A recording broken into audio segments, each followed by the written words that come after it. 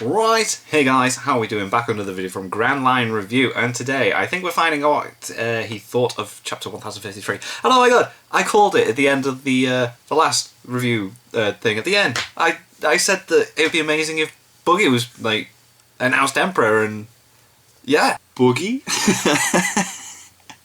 Now, wouldn't that be a really fun one for everyone to be totally shocked over, seeing that like Buggy's been put in the potential list for being a new Emperor of the Sea? That would be absolutely class.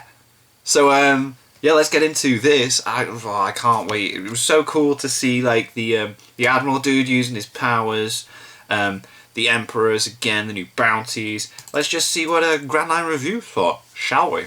That's why we're here. Duh. New bounties, new Emperors, new Admiral, and one. Oh yeah, Pluton.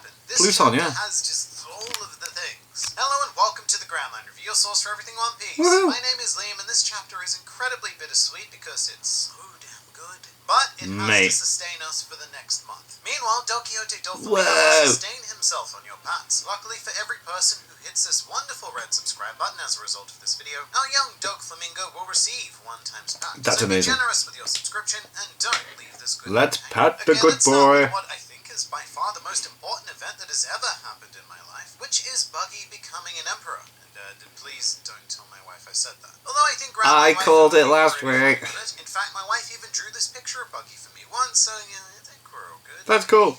But how could I have any other response but to love this? It's brilliant. I've no less than this many videos proclaiming Buggy's phenomenal potential to be an emperor, because it just makes so much he sense. constantly It's ridiculous rises up. One Piece, but it was also just viable enough to maintain not jumping the shark. From the perspective of your average One Piece world citizen dude, Buggy pretty much has everything going for him. Yes, he does. Yeah, it's only like other like pirates that know the truth. Made an alliance with Whitebeard at Marineford, where he also tanked attacks from all 3 admirals as well as Draco Miho, before finally being respected by the Shanks himself. All he needed was the right opportunity, the correct power vacuum to open up for his giant, throbbing red nose to fill. Quite know why I said throbbing there. That was weird. But I'm not re-recording it. And I'm not gonna lie, a lot of this wonderful news takes me back to the days where I was consistently told that Luffy, he wasn't ready to be an emperor because he didn't have the strength powers required. Well, there's that argument. Definitely does now, my god. That said, something big must have happened in tandem with this. Yeah, we need to know what's happened to the rest, because apparently the whole world's gone to crap. Didn't quite meet that emperor criteria. So I wonder if he's made a new alliance or something. Like perhaps a few of the remaining warlords have gathered under him in a situation that can only be described as somehow. And I guess somehow, yeah. Be able to slip through though. Assuming the world government know that Buggy isn't all that powerful on his own, I imagine that they would have sent the admirals after Hancock, Mihawk, and Weevil. Thus, I suppose making the attack on Buggy their weak point and just letting fate do its thing. I should also point out that we have a brand new image of every time 2 of the 4 emperors have clashed. Shanks versus Whitebeard, Big Mom versus Kaido, and of course Luffy versus Buggy. The very first clash of emperors we bore witness to in all of the One Piece. Seeing our 4 new emperors together is also pretty amazing, because Buggy, Luffy, and Blackbeard are all laughing in their bounty posters. Meanwhile, Shanks is the only serious one. So it kind of gives the impression that Shanks is just like,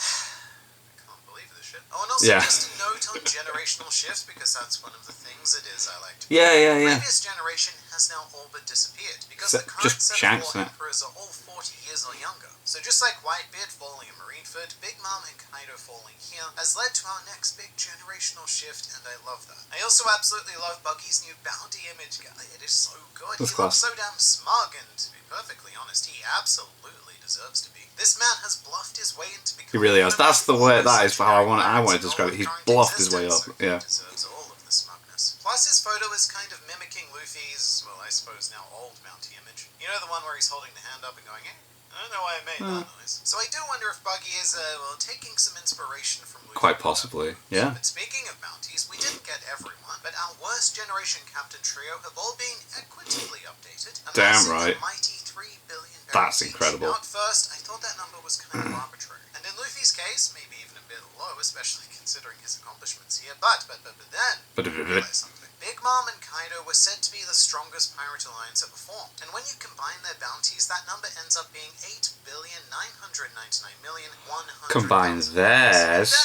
that's 9 billion. Trio, their value is 9 billion. Which is so just more. over 1 million berries more than Big Mom and Kaido. So So I think that was a pretty nice touch by Yeah, Darren. very cool. Wondering how Very that was cool. Plus, I think the 3 billion each is actually pretty accurate to how events played out. I mean, yes, Luffy took a lot of the glory as he does in the glory hole. I mean, Lauren Kidd did a The entire lot. raid was a group effort, and I do like that we've evenly distributed at least the bounty numbers between our trio of captains here. I definitely wasn't expecting Luffy to have a new photo, though. I don't know why, but I like it. However, 5 old dude men certainly do not like it. No, Because they it do reveals not. all of the things it is that they are trying to keep They were not secret. happy with There's the also D a line being in the chapter about bounty. removing the D from Yeah, Luffy's yeah, there we name, go. Which is eventually what they did with Roger as well. I mean, they didn't remove it, they kind of placed it elsewhere, but the same.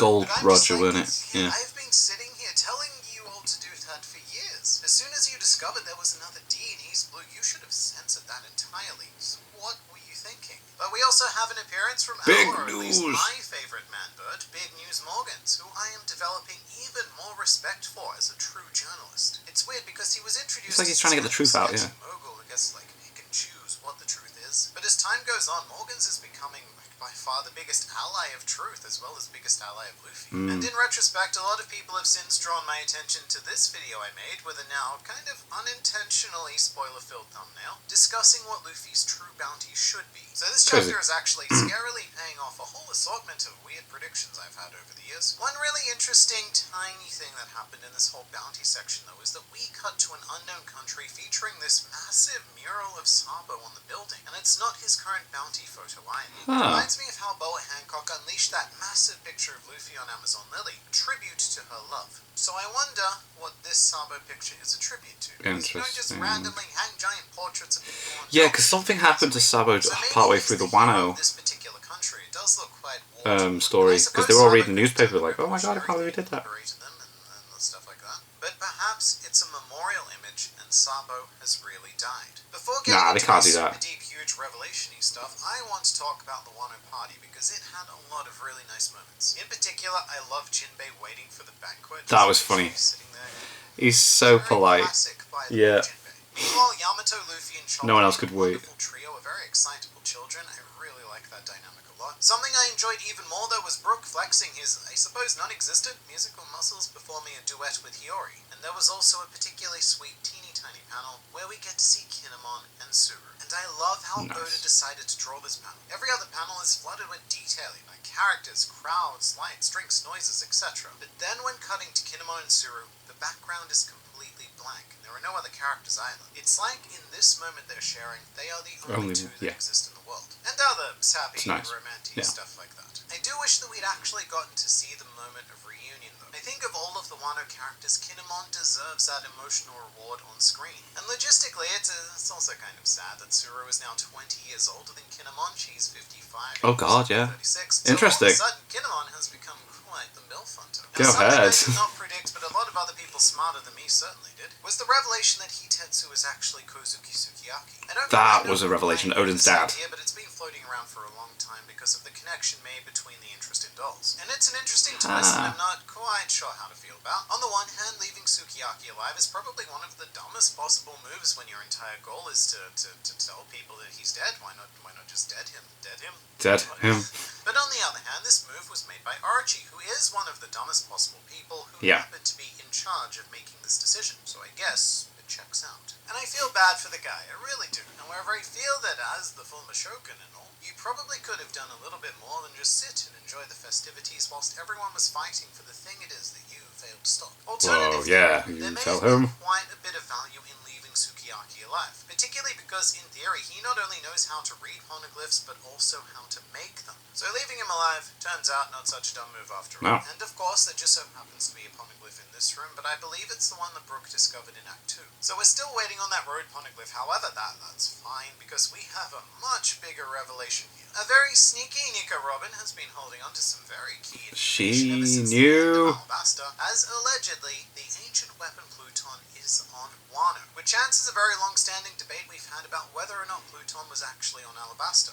No, it was not. And Well, funnily enough, in retrospect, it's mad that she's known all this time. he still would not have been able to make his ambitions come true. Not being able to read the poneglyph, he would have searched all over Alabasta to no avail. And even if he did manage to read it, well, damn, as it turns out, Pluton is sitting right under the crack of Kaido. A place Yeah, he ain't going. no one dares go. But it's kind of cool because it paints a picture where pre-timeskip One Piece was all about discovering the locations of the ancient weapons, and post-timeskip is all about actually going to those locations. It does raise a couple of questions though, like how is it so well hidden that Kaido and his forces haven't found it in 2 decades of island management? Unless Or they much more interestingly, did. are we about to ride Pluton out of Wano? But the person whose reaction I'm looking forward to most is of course Frankie. He was the one who chose to erase the blueprints of Pluton from the world, so I'd be keen to discover how he feels about the world's most devastating warship being discovered or even being put to use. Meanwhile, after like half a decade, we have finally solved the mystery of what Ryukyu looks like. And the answer is